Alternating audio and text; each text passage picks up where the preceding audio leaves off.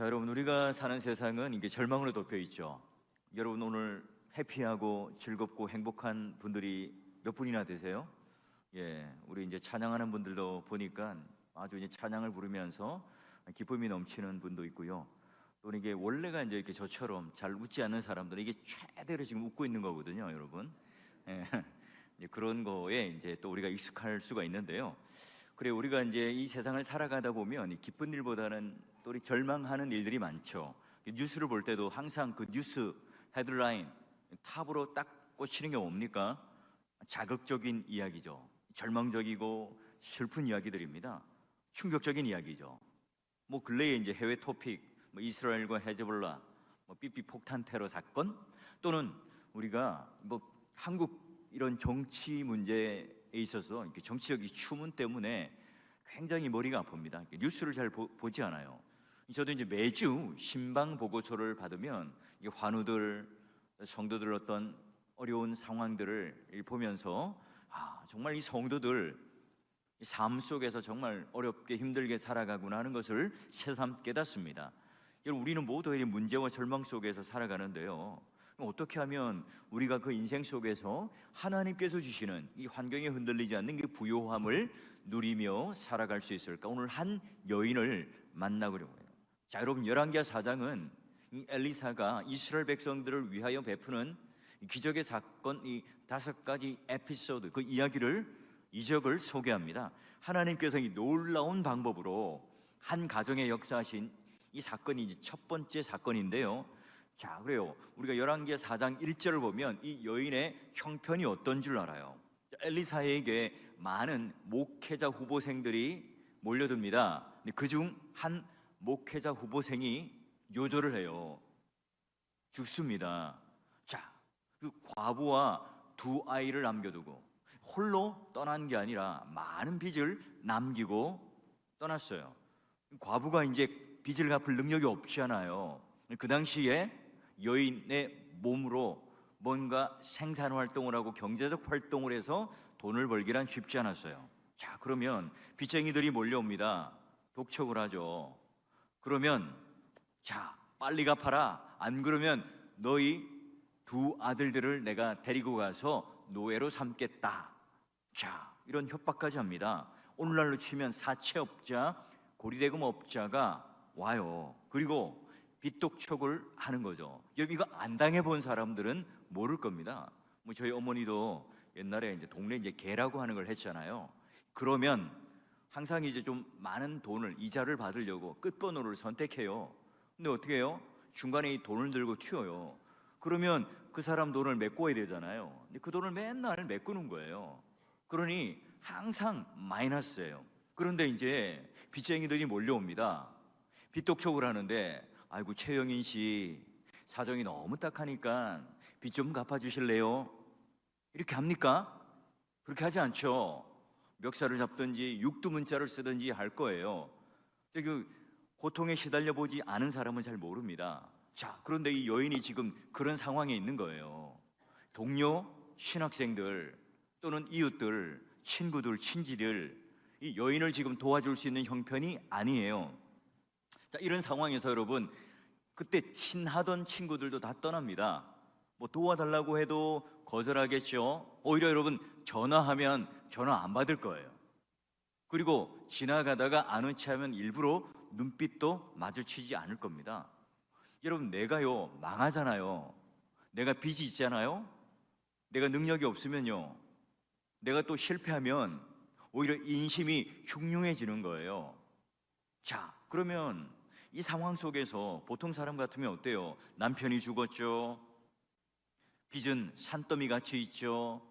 이 문제 앞에 이 여인은 절망할 수밖에 없을 거예요. 게다가 빚쟁이들까지 몰려와서 독촉을 하죠. 이 아들까지, 믿을 만한 구석이었던 이 아들까지 노예로 데려가겠다 협박을 하니까요, 마치 눈 위에 또 눈이 내리는 설상가상의 아주 고통스러운 상황입니다. 여러분, 여인이요 이런 문제들 앞에 딱 놓였을 때 어땠을까요? 절망이 크지 않겠어요? 어쩌면 내 생에 여기서 그냥 마감해야 되겠다, 이 극단적인 생각을 할 수도 있을 거예요. 아예 삶을 포기할 수도 있는데, 이때 여러분, 바로 이 여인은 어떤 행동을 취합니까? 이 절박한 심정에 누구를 찾아가요? 보니까 이 과부는 남편의 스승이었던 이 엘리사, 하나님 사람 선지자를 찾아갑니다. 왜 그랬을까요? 지푸라기라도 잡을 심정이었을까요? 아니면 그의 스승이었던 이 엘리야가 수많은 기적을 했는데 아마도 그 능력을 한번 부여받았을 거야, 뭐 그런 기대를 했을까요? 자, 엘리야가 아직도 한 번도 이 기적을 베푸지 않은 첫 번째 사건인데요. 자, 이 과부는요, 이 고난 중에 있지만 그런 인간적인 방법, 어떤 인간적인 수단, 뭔가 의지할 게 없어요. 지푸라기라도 잡는 심정, 사실 그게 이제 하나님께 나와 엎드리고 도우심을 구하는 이 길 외에는 없는 거죠. 그래서 주님, 나를 좀 불쌍히 여겨 주십시오. 주님, 제가 여기서 아무것도 할 수 없습니다. 주님, 제 앞에는요 미래가 없고요, 내 실력으로는, 내 능력으로는 그저 이 한계뿐이고요, 아무것도 할 수 없습니다. 여러분, 이거 외에는 뭐 외칠 수가 있겠어요? 자, 여러분, 우리가 이런 문제와 어려움을 만날 때 어떻게 해요? 우리도 마찬가지죠. 여러분, 이럴 때 우리는 하나님 앞에 엎드려야 되죠. 하나님의 방법을 찾아가야 되겠죠. 여러분, 믿음의 선배 다윗의 기도를 한번 볼까요? 이런 상황에 처했을 때 어떤 기도를 하는가? 시편 40편 1절과 2절 말씀을 보면 이렇습니다. 자, 내가 여호와를 기다리고 기다렸더니, 그렇게 기도하고 그렇게 간절히 내가 간구했는데 그래도 하나님은 없는 것 같았어요. 그런데 어느 날 문득 귀를 기울이사 나의 부르짖음을 어떻게 해요? 들으셨도다. 야, 이게 여러분 끝난 거 아닙니까? 나를 이 기가 막힐 웅덩이와 수렁에서 끌어올리시고 내 발을 반석 위에 두사 내 걸음을 견고하게 하셨도다. 여러분, 바로 이게 다윗이 환난과 기가 막힐 웅덩이와 수렁에 있을 때 했던 기도라고요. 그가 무언가 내가 가지고 있고 내가 기댈 만한 게 있고 내 능력으로 뭔가 해결할 수 있다, 이런 때 고백한 게 아닙니다. 내가 아무것도 할 수 없다고 그 절벽, 그 마지막 발을 디디면 툭 하고 떨어지는 그 모든 상황 속에서 지금 다윗이 노래하고 고백하는 거죠. 여러분, 하나님은 마찬가지입니다. 다윗뿐만 아니라 지금 이 과부뿐만 아니라 수많은 우리 믿음의 선배들이 내가 감당하지 못하는 이 문제, 기가 막힐 이런 상황, 기가 막힐 웅덩이와 이 수렁 가운데서도 하나님께서는 어떻게 해요? 내가 기다리고 기다렸더니 그가 내 신음소리를 들으셨도다. 여러분, 이게 바로 하나님 앞에 나아가는 신자의 특권이자 오늘 하나님께서 우리를 바라봐 주시는 놀라운 은혜죠. 여러분, 엘리사는 이 과부가 찾아왔을 때 뭐라고 그럽니까? 내 집에 무엇이 있느냐? 라고 묻어요. 오늘 우리도 마찬가지예요. 절박한 이 마음을 가지고 간절한 기도의 제목을 가지고 이 자리에 나오신 분들이 있을 거예요. 내가 누군가에게는 내놓지 못할 우리 가정만의 비밀, 나만의 비밀, 내가 해결하지 못한 그 많은 문제들이 지금 내 앞에 있을 때 여러분 어때요? 오늘 하나님 앞에 나아가는 질문이기도 하죠. 여러분, 세상 사람들은 어때요? 있는 것, 눈에 보이는 것, 여러분 이런 것들을 자꾸 여러분 봅니다. 그래서 여러분, 그 사람의 잘못된 과거는 뭐고, 그 사람의 이력들은 뭐고, 그 사람의 지금 현재의 능력은 또 뭘, 그 사람이 가지고 있는 미래에 기대할 만한 것들은 무엇이 있을까? 여러분, 이런 가능성을 가지고 자꾸 그 사람을 재죠. 근데 하나님은 어때요? 그렇지 않습니다. 과거가 어떤지, 또한 그 과거의 상처가 무엇이 있는지, 지금 네가 가지고 있는 현재 소유하고 있는 능력과 실력이 무엇인지, 이걸 가지고 나랑 한번 재보자. 그게 오늘 조건이 되니까 한번 너랑 나랑 한번 실험해 볼까? 그렇게 말하지 않습니다. 지금 그가 가지고 있는 현재의 것이 무엇인지를 물어요. 자, 여러분, 예수님께서 과부나 병자들에게 물었던 것처럼 내 믿음이 어디 있느냐 물을 때 이 과부는 뭐라고 합니까?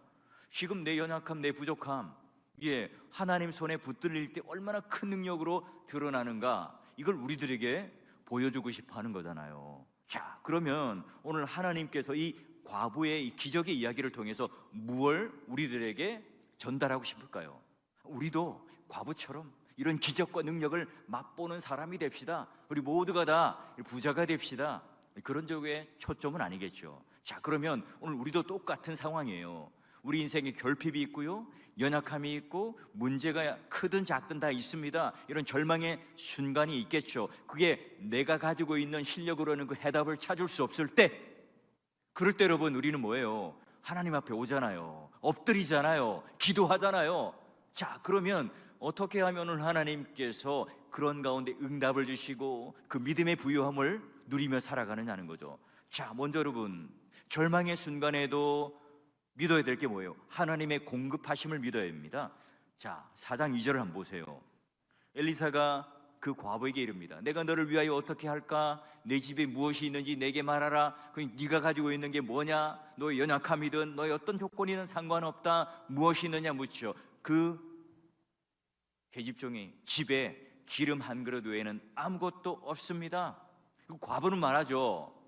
우리 집에는요, 그 그릇 안에는 조그만 기름 외에는 아무것도 없습니다. 여러분, 이것을 답할 때에도 과부가요, 당당하기보다는 초라하지 않았을까요?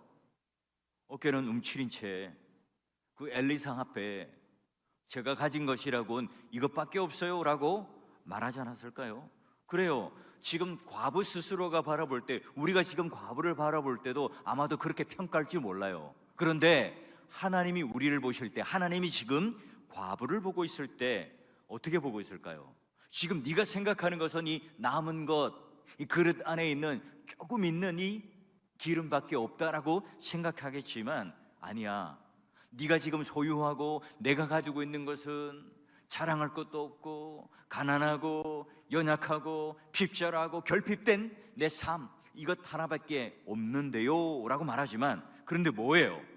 하나님이 보실 때, 하나님께서 사용하실 때 뭐가 나타납니까? 능력이 나타나고 기적이 나타난다. 내가 생각하는, 내가 기준에는, 내가 가지고 있는 그런 모든 생각에는요, 아무것도 아닌 거예요. 아무것도 아닙니다. 아무 가치가 없는 것처럼 느껴져요. 그런데 내가 생각할 때 내가 가진 것, 내가 소유한 것 아무것도 아닌 것 같지만, 그러나 하나님 앞에서는요, 그분 앞에 드릴 때, 그분이 사용하실 때, 그분이 붙드실 때, 그분이 함께 하실 때 기적과 능력이 나타나요. 그게 바로 오늘 우리 삶에도 하나님께서 원하시는 삶 아닙니까? 여러분, 우리 생각해 보세요. 내가 어떻게 하나님 앞에 뭔가 내세울 게 있습니까? 하나님 손에 붙들리니 하나님 백성이 되었고 구원받은 신자가 되었고 하나님 자녀가 되었잖아요. 여러분, 청년들도 마찬가지입니다. 여러분이 인생의 문제를 만날 때마다 우리 자꾸 이제 쉽게 포기하고 싶어요. 또 그렇게 하니까요, 아무것도 나는 할 수 없다고 느낄 때가 있을 거예요. 하지만 여러분, 그 순간에 어떻게 해요? 오늘 하나님께서 우리가 의지하고 있는 것, 내가 가지고 있는 것, 내가 소유하고 있고 내가 가지고 있는 능력들을 자꾸 이제 이걸 가지고 재면 너무 초라해요. 내가 너무나 연약해요. 너무나 가난해요.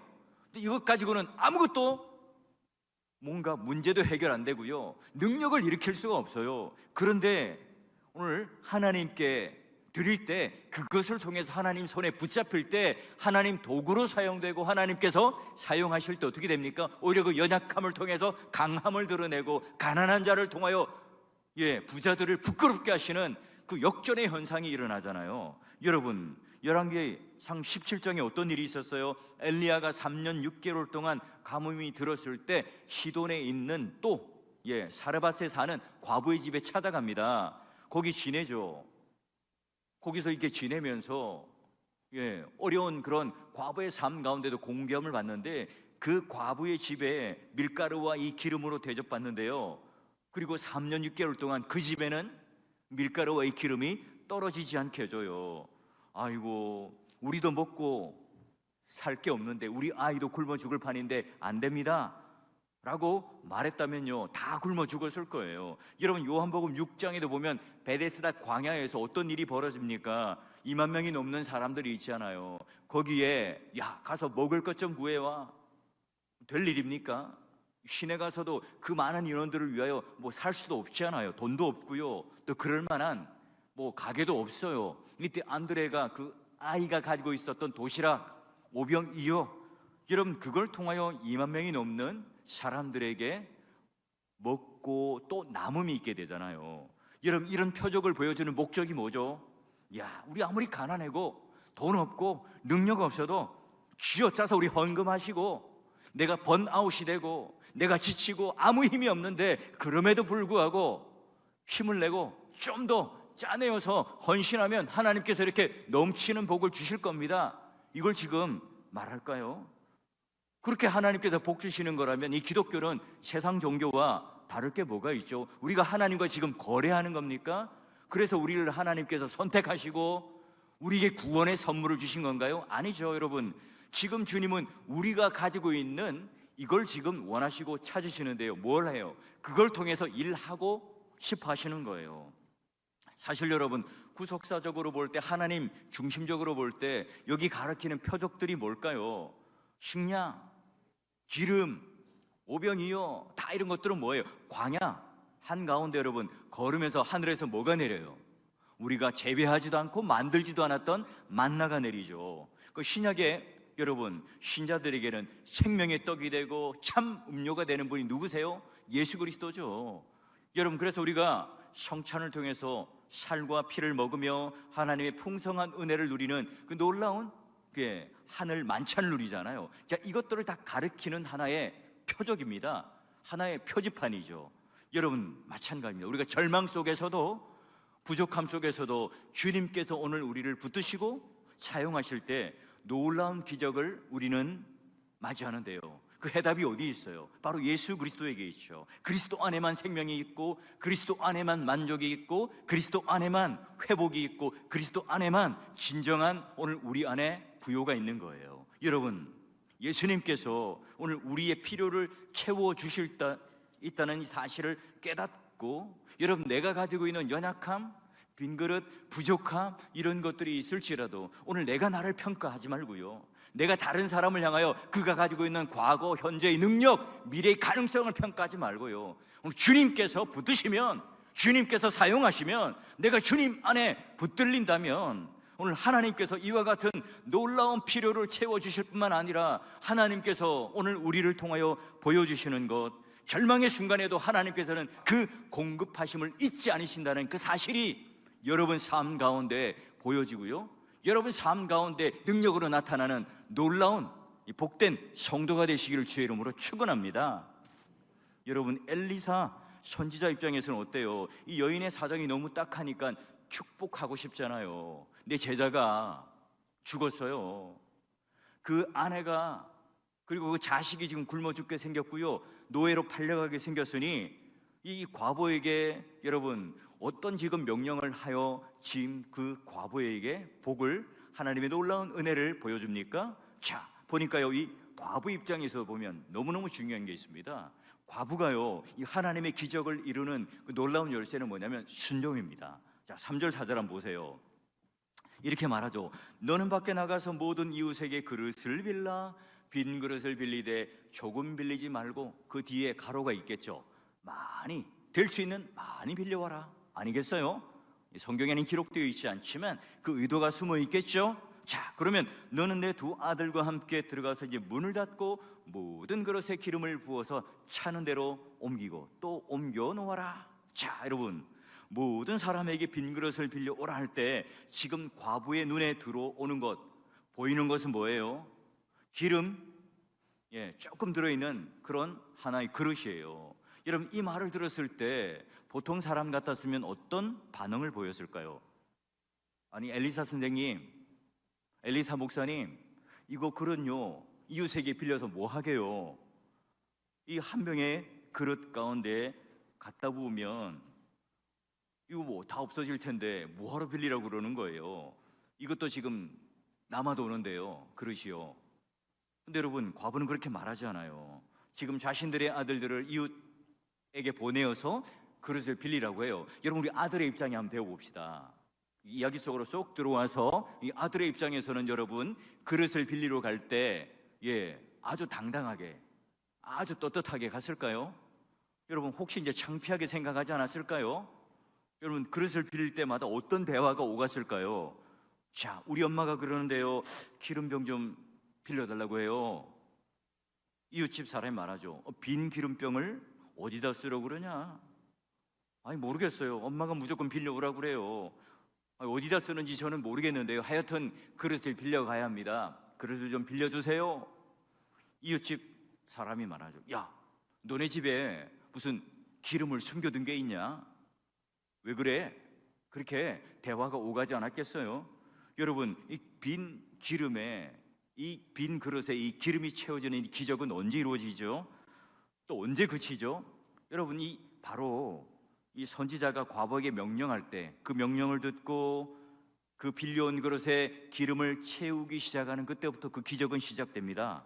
여러분, 지금 과부 입장에서 볼 때 그 상식 밖의 일이죠. 이해가 안 되는 일이죠. 여러분, 이 과부는요, 그 명령을 완전하게 이해했을까요? 이 과부는 지금 기적이 이렇게 일어날 거라고 예상을 했을까요? 그렇지 않겠죠. 여러분, 이 여인은 지금 이해하지는 못했겠지만 지금 이 엘리사의 말을 듣는 순간 아멘 하고 어떻게 해요? 얘들아, 빨리 가서 그릇을 빌려오너라. 가급적이면 큰 그릇을 빌려오고 많이 빌려와라, 이렇게 말을 했겠죠. 자, 그러니 여러분, 오늘 그녀가 믿음을 가지고 순종하는 그 순간부터 뭐가 시작됩니까? 기적이 시작돼요. 여러분, 하나님의 능력, 하나님의 기적을 베푸실 때 어때요? 항상 오늘 우리의 그 믿음과 함께 말씀을 믿는, 말씀에 따라 순종할 때 그 놀라운 역사가 나타나죠. 이 말씀에 대하여 오늘 이 믿음을 가지고 순종하여 나타날 때, 나아갈 때 뭐가 만들어집니까? 기적이 만들어져요. 내가 아무리 센 믿음이 있습니다, 내가 아무리 주여 주여 내가 하나님께 외치며 손을 들고 기도하고 내 믿음을 가지고 내가 예배도 열심히 드리고 종교적인 행위를 열심히 해요. 그런데 내가 순종하지 않아요, 손발을 움직이지 않아요, 행함이 없는 믿음이기 때문에 절대로 거기는 아무 일이 일어나지 않습니다. 기적이 일어나지 않습니다.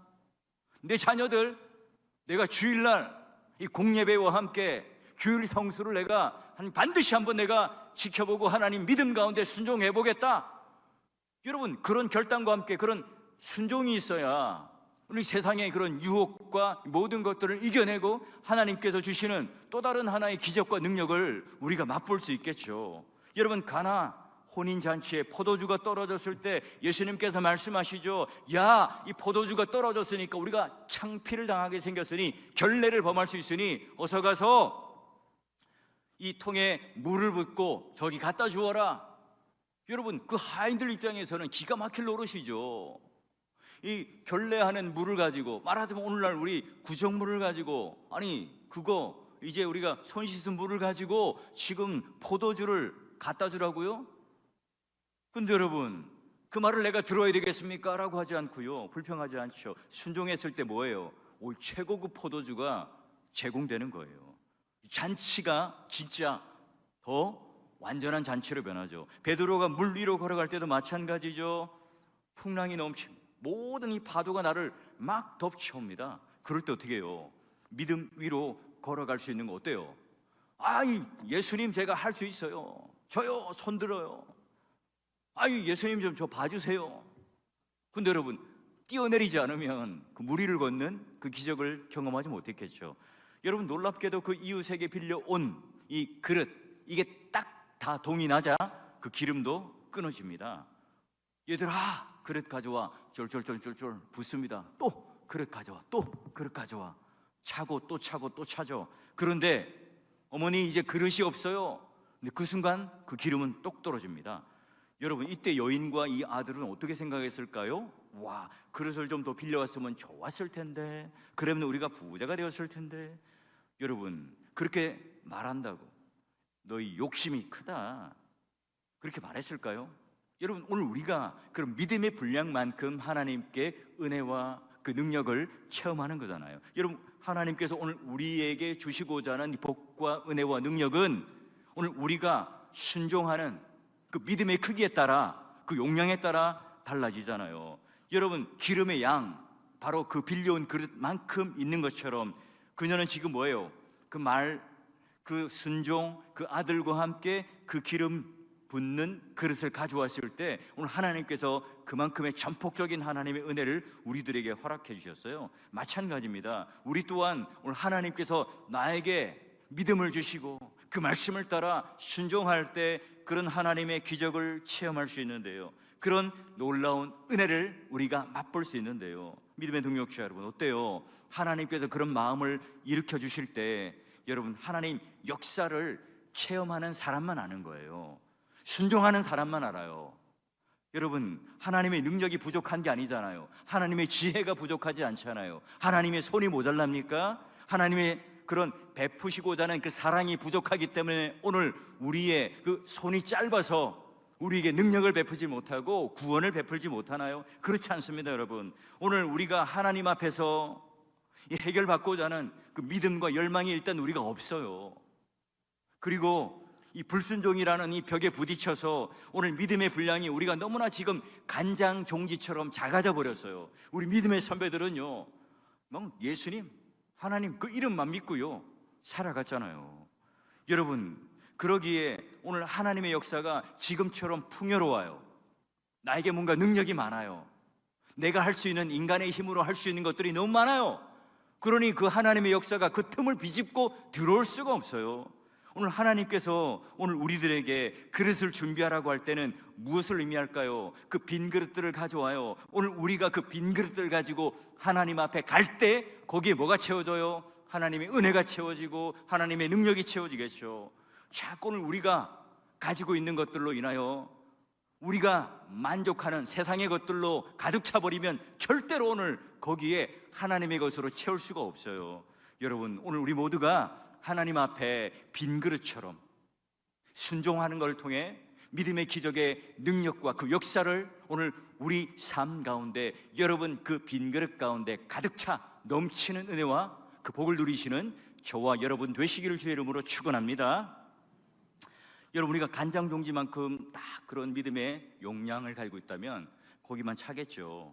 재미있는 일화를 소개하면 어떤 사람이 이제 고기를 딱 물고기를 잡는데 큰 물고기를 잡으면 그냥 버려요. 그런데 이 적당한 크기의 고기를 잡으면 그걸 딱 이제 가지고 가는 거예요. 왜 그러냐 물어봤더니 집에 이제 구울 수 있는 프라이팬 크기가 딱 맞게끔 그렇게 고기를 잡는다는 거죠. 여러분, 내가 아무리 좋은 프로그램 그런 소프트웨어가 있지만 이 컴퓨터 하드웨어가 그 용량을 감당하지 못하면 그 다 무용지물입니다. 여러분, 하나님께서 오늘 채워주심을 보니까 방전된 이 휴대폰을 딱 꽂으면 쾌속 충전이 되는, 급성 충전이 되죠. 오늘 우리 믿음의 이 플러그를 하나님의 능력과 그 공급해 주시는데 딱 꽂으면 표시가 번개 표시가 딱 나면서 급속 충전해 주시지, 하나님께서 놀랍게 이 과부의 결핍과 가난함과 그 모든 것들을 채워주세요. 그런데 여러분, 재밌는 게 열왕기하 4장 7절에 보니까 어떻게 되어 있습니까? 기름을 팔아서 그러니 여러분 빚을 갚고 다 남았다는 거예요. 빚을 갚고 두 아들과 생활을 하라. 빚을 다 갚아요. 두 아들과 함께 생활할 수 있을 정도로 다 준비할 수 있도록 하나님께서는 어떻게 해요? 인색하지 않죠. 넘치는 은혜를 주세요. 내가 예상하고 내가 계획한 것 그 이상의 넘치는 것으로 하나님께서는 주세요. 이게 오늘 하나님께서 우리를 향하여 주시고자 하는 은혜고 복이죠. 여러분, 그러니 오늘 이 과부처럼 그 인생을 살아가면서 우리의 처지를 한번 보죠. 여러분, 자꾸 내 처지를 바라보시면 안 됩니다. 지금 내가 가지고 있는 문제와 어려움들을 바라보면 안 돼요. 내 육신의 질병 때문에, 그것 때문에, 내 자녀가 속썩이는 것 때문에, 남편이 문제 있는 것 때문에, 관계의 문제 때문에, 아내의 믿음이 없는 것 때문에, 여러분 이것 때문에 그것이 오늘 우리의 말하자면 불순종과 믿음 없음의 그 벽이 되어서는 안 되죠. 여러분, 오늘 내 믿음대로 될지어다 라고 예수님께서 말씀하신 것처럼 지금 이 여인에게도 놀라운 그런 기적과 놀라운 하나님의 채워주심을 누릴 수 있었던 그 이유가 있잖아요. 여러분, 믿음의 선배 다윗이 그런 은혜를 누리며 살았던 사람 아닙니까? 시편 23편 1절과 5절 보세요. 여호와는 나의 목자시니 내게 부족함이 없으리로다. 배부르다는 거예요. 더 이상 배가 불러서 내가 스테이크로, 소고기로, 맛있는 걸로 가득 차니까 하나님 은혜로 가득 차니까 이 세상에 있는 하찮은 것들이 보이잖아요. 뭐 떡볶이, 콜라, 사이다 뭐 이런 게 보이지 않는 거예요. 그리고 더 중요한 것, 원수의 목전에서 상을 차려주세요. 승리의 그런 잔치상을 차려주는데 막 기름이 차고 넘치도록, 오늘 내 잔이 차고 넘치도록 콸콸콸 넘쳐 흐르도록 넘치는 복을 주세요. 그 여인에게 빚만 갚는 것이 아니라 그 미래의 아들과 함께 생활할 수 있도록 그 복을 허락하셨다는 거잖아요. 그리고 그 하나님께서 뭐예요? 입을 크게 열라, 크게 열면 열수록 내가 채우리라는 약속. 여러분, 홍해를 가르고 요단이 멈춰서는 그런 믿음을 주십시오. 여리고 성을 무너뜨리는 그런 믿음을 주십시오. 물이 포도주로 변하는 그 사건, 오병이어를 통해서 오늘 우리들에게 보여주신 그 믿음과 순종을 허락해 주세요. 여러분, 이게 오늘 우리의 그 기도의 제목과 함께 하나님을 찾는 갈망이 되고 오늘 나의 빈그릇이 되는, 하나님께 요구하는 오늘 우리의 기도의 제목이 되고 있습니까? 우리가 절박한 심정으로 하나님 도와주십시오.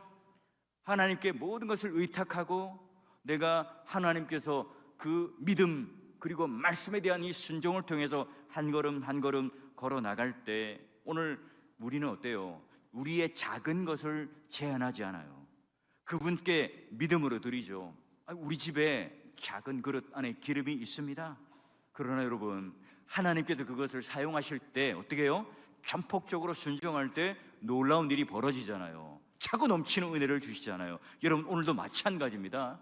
우리가 하나님 앞에 믿음으로 하나님 앞에 나아갈 때, 그 말씀에 대하여 순종할 때, 그 빈 그릇을 빌려오라고 하는 그 믿음의 순종을 통해 오늘 우리의 믿음의 용량을 늘리고, 오늘 우리 가운데 내가 가지고 있는 제한하는 것들을 오늘 다 비워내어서 그 빈 그릇들 가운데 하나님께서 일하심, 하나님께서 능력 주심, 하나님께서 기적을 베푸시고 하나님께서 문제를 베푸실 뿐만 아니라 회복시킬 뿐만 아니라 하나님께서는 넘치는 은혜로 우리들에게 보여주시는 그 놀라운 이 한 여인의 믿음, 그리고 한 여인의 기적의 이야기를 통해서 그것을 오늘 우리에게 허락해 주시는, 감당해 주시는 분이 누구예요? 바로 예수 그리스도 아닙니까? 오늘 하나님께서 우리 삶에, 우리 빈 그릇에 놀랍도록 차고 넘치는 그 복과 은혜를 부어주시는 그런 놀라운 하나님의 역사가 여러분 삶 가운데, 여러분 기도하는 그 기도 제목 가운데, 여러분이 간절히 원하는 오늘 내 마음속에 있는 모든 문제들 속에 그 뛰어넘는 하나님의 역사, 넘치는 하나님의 기적과 은혜와 능력이 여러분 삶 가운데 개입되어서 우리 모든 인생에 이 여인과 같이 오늘 우리의 그런 현재의 문제만 해결될 뿐만 아니라 차고 넘치는 은혜, 그 미래에 오늘 예비된 그런 하나님의 역사하심이 여러분 삶 가운데 함께 하시기를 주의 이름으로 축원합니다.